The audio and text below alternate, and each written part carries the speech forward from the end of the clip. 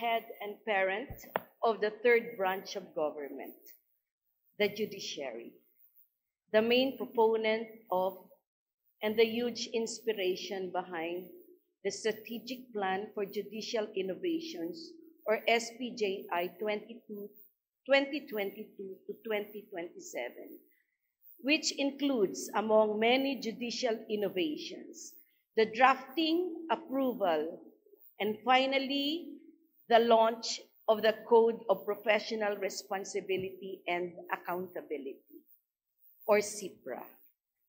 Honorable Chief Justice Alexander G. Esgundo.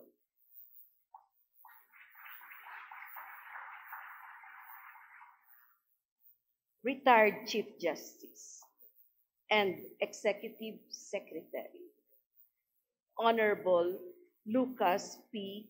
Bersamin,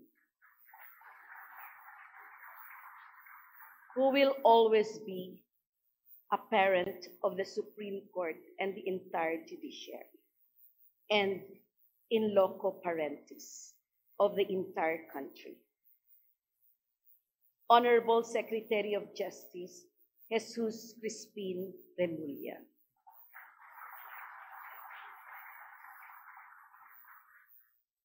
DOJ Undersecretary Raul Vasquez.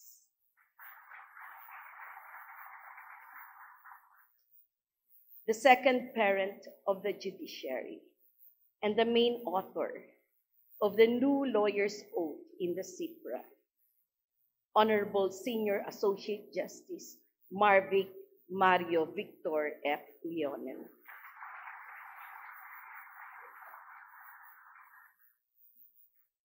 The Honorable Solicitor General, Secretary, now Solicitor General Menardo Guevara.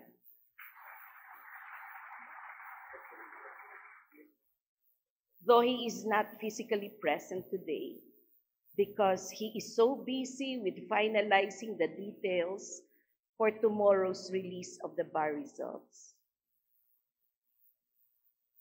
of the hashtag #GetThatBar and hashtag Kagiwaw and hashtag Wagika November bar exams last year, I still wish to acknowledge the indefatigable and number 3 person in the judiciary, Associate Justice Alfredo Benjamin S. Kagiwa.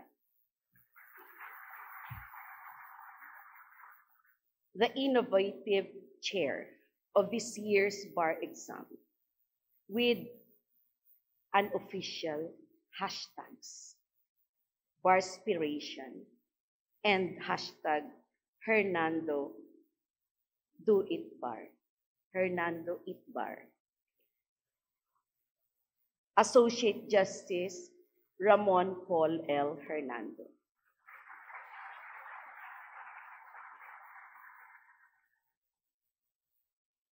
He is the 4th-ranking Associate Justice of the Supreme Court, although to date, he remains to be the youngest member of the court since his appointment in 2018.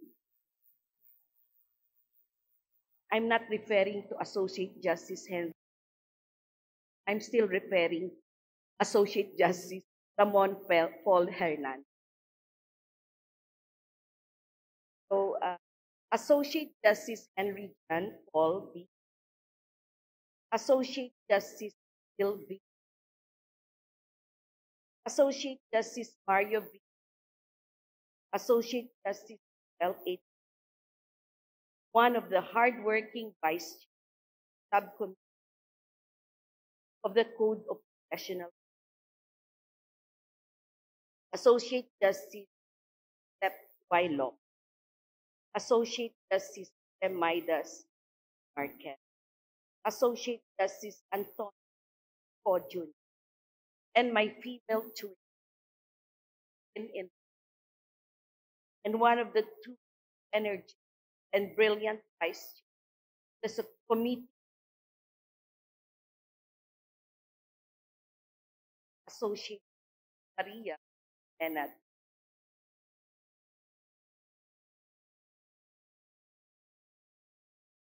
Presiding Justice Remedios Harper, and Associate Justice of Appeals, Presiding Justice Amparo M. Cabotaje Tang, and Associate Justices of the Sandigan Bayan, the Associate Justices of the Court of Tax Appeals, our colleagues from the first and second level courts.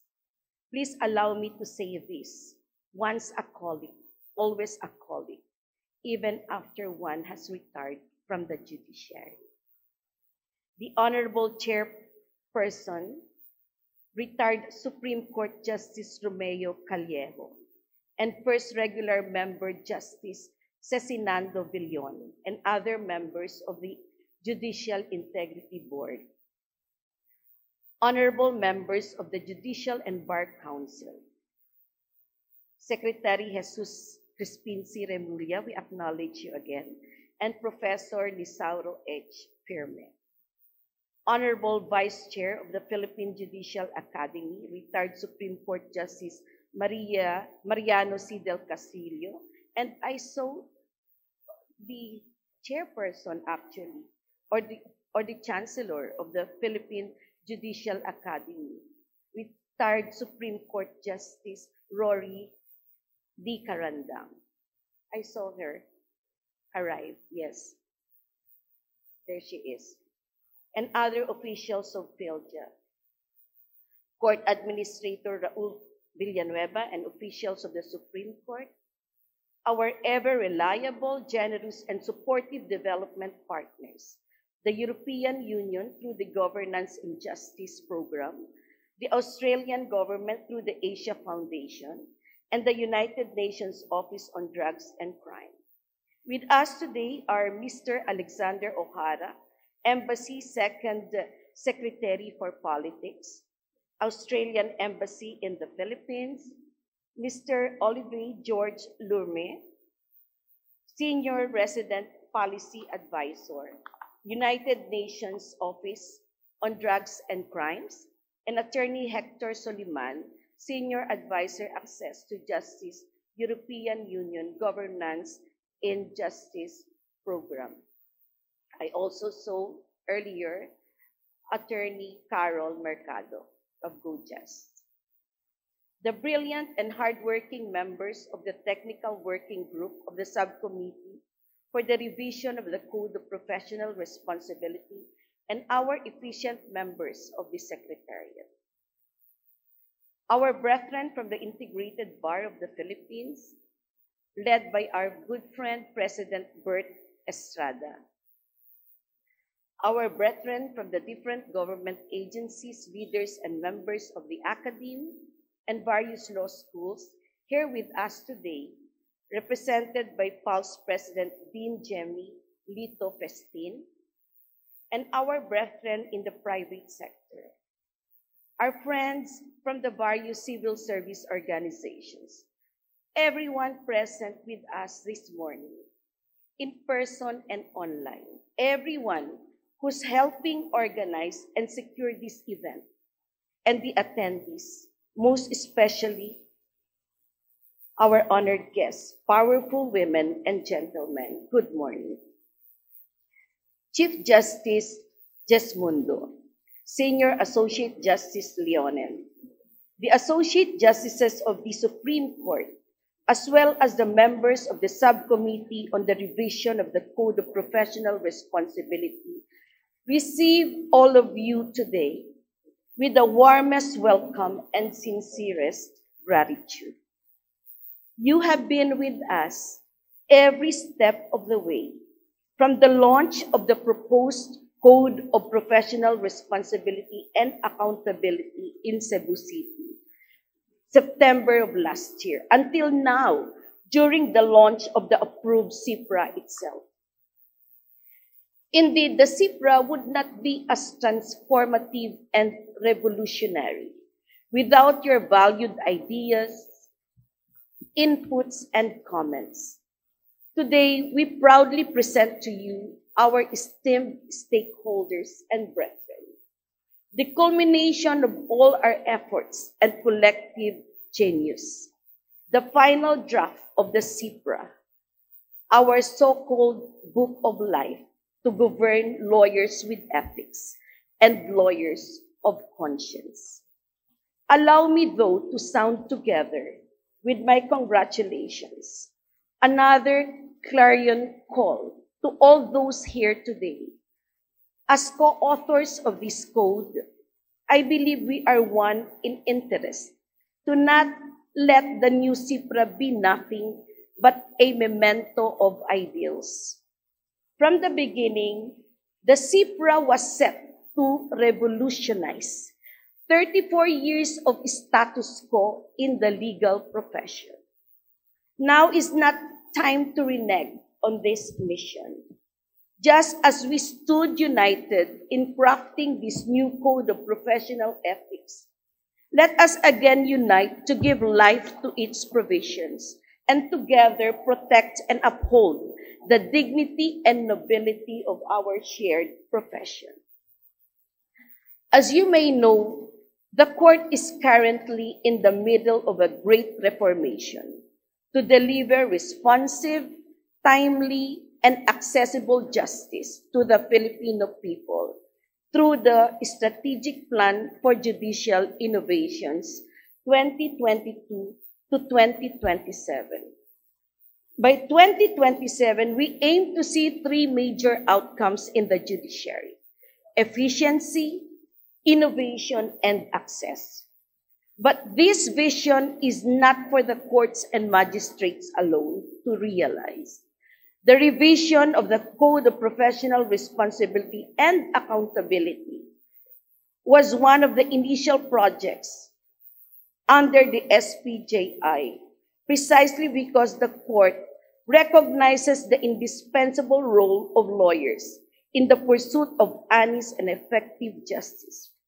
I would like to correct myself, though, that what we revise is the Code of Professional Responsibility, which was the CPR, and we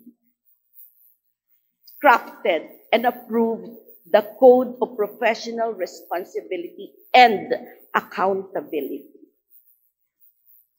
Only ethical lawyers can wholeheartedly and zealously protect and advocate for the rights and interests of their clients while at the same time upholding the rule of law.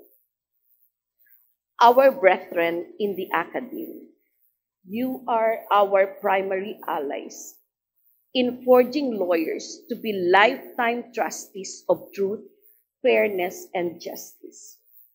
Indeed, it is in school where we were first inculcated with the virtue of moral uprightness, vital in all lawyers.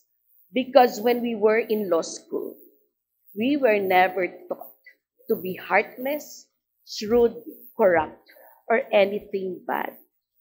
We were only taught to be ethical, compassionate, hardworking, and law-abiding. You are indeed, in this endeavor, the frontliners when it comes to shaping ethical lawyers using the tenets of the new CIPRA. You are integral in ensuring that future lawyers will take on the bounden duty to serve as noble knights rather than as mercenaries of justice and equity. To our brethren in the legal profession, let the CIPRA be our own code of honor, upon which we swear fealty to uphold the rule of law.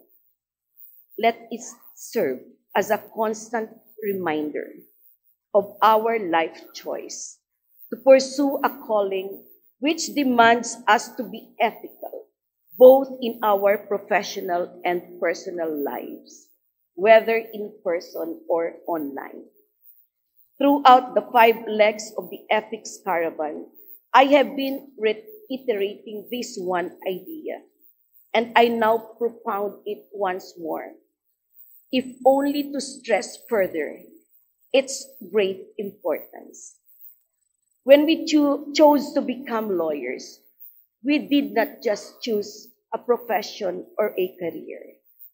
We chose a way of life. and that is ethics. Ethics is the heartbeat of why we serve the way we do as lawyers. For the stakes and responsibilities we discharge are exceptionally high. We must not only be versed with the law and jurisprudence, but also be epitomes of the values of integrity, professionalism, competence and diligence, respect and accountability. After all, the law only floats in a sea of ethics. And for those who dare to fall short of the high standards of legal proficiency and morality essential in all lawyers, our promise remains. The A in the CIPRA awaits. I am certain that we would never wish to be at the receiving end of the hammer set to fall swift and hard upon the transgressors of the high standards of conduct expected of the legal profession. In closing, we have been consistently reminded that as an officer of the court, it is every lawyer's sworn and moral duty to help build and not destroy unnecessarily that high esteem and regard toward the courts, so essential to the proper administration of justice. Now that the CIPRA has been approved, may it direct all lawyers' path toward a competent, honest, and sincere public service. May we always be reminded in our pursuit to correct the wrongs of the world and in the mission to let justice always prevail, that the practice of law has a soul of its own, and that soul has a sacred name. It has a sacred name: ethics. Thank you, and good day.